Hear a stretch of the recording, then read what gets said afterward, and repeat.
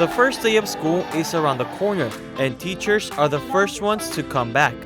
Among the first things to do on their list is the Best Practice Conference. One of the teachers used canvas painting on one of our lessons, social studies lesson. The students grasp that lesson really well, they remember it, and so when it comes down to taking the test, if that question pops up, they remember, oh yeah, I was painting on that lesson day.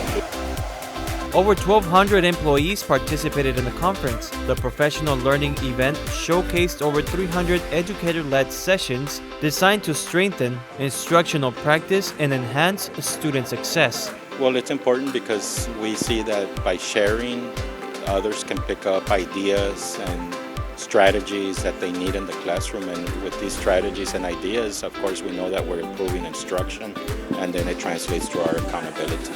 Different topics were discussed during the sessions.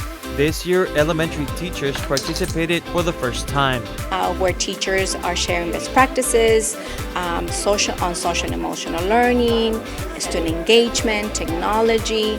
And so we are super excited about this event, especially because this is our first elementary best practices conference.